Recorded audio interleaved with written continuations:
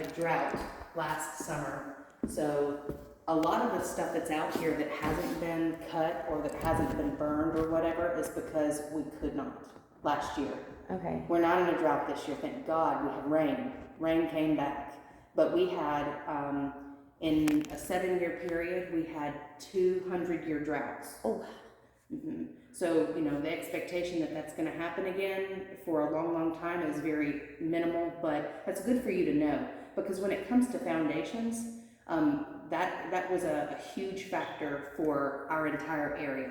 When it dries out to the point that there's no moisture and everything dries and it solidifies, then you don't have that moisture is part of what holds your foundations in place. Yeah. And if it dries too much, think about a big old slab of concrete. If it dries and there's nothing holding it up underneath, then there it goes. So it's very possible that that first drought that we had about 7 years ago was probably a factor, but again, the landscape architect said that most definitely water runoff is an issue for this house. So, but anyway, I think that's important to know because you weren't here for that, and right. It's kind of like going through COVID. You don't believe what it's like until you've been there and done it. So,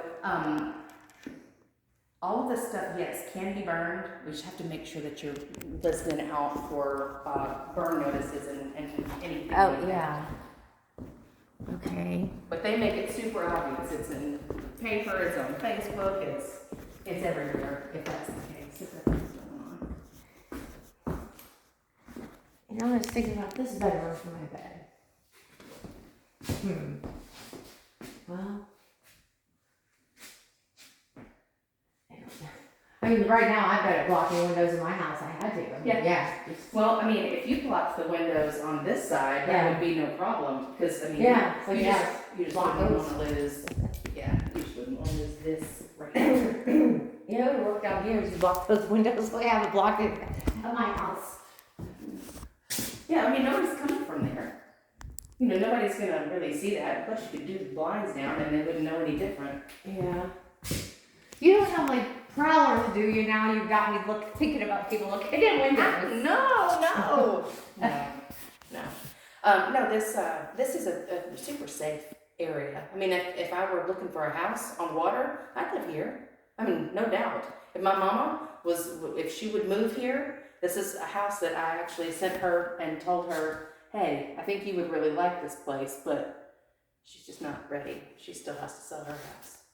Yeah. She won't get her shit together. She won't get all her stuff and get rid of stuff. Is she from this area? She's from Arkansas. Oh. Mm-hmm. Yes. She has collected things over the years. And so, we're talking about like having to sit down and say, Mama, I'm the responsible child. I'm going to be the one that gets left with all this to take care of. And I don't want to get rid of your knickknacks. Yeah. I don't. Please, Mama, don't do that to me. And she's like, okay. Well, she has multiple sclerosis. So, it's hard for her to get, and she feels sentimentally attached to lots of things. And so I feel halfway guilty saying it, but at the same time, I know I'm going to be the one that deals with it. Yeah.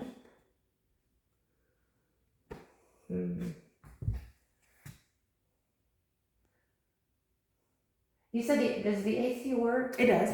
It's just turned up. As a matter of fact,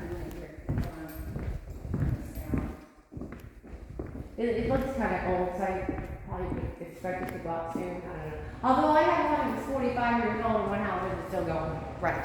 So, the way that they look, especially since it's out here underneath all the trees, I don't think it's that old.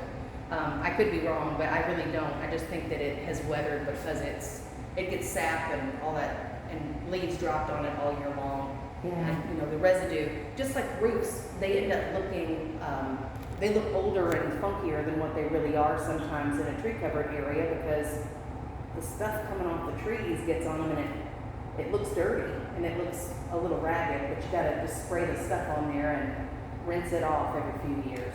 Yeah. But that's, just one of those little house maintenance things that comes along with being lucky enough to have lots of trees. That's on that survey. Yep. Okay. So yeah, I don't know what he was working on. No, but I'll find out. He was replacing a breaker, I think.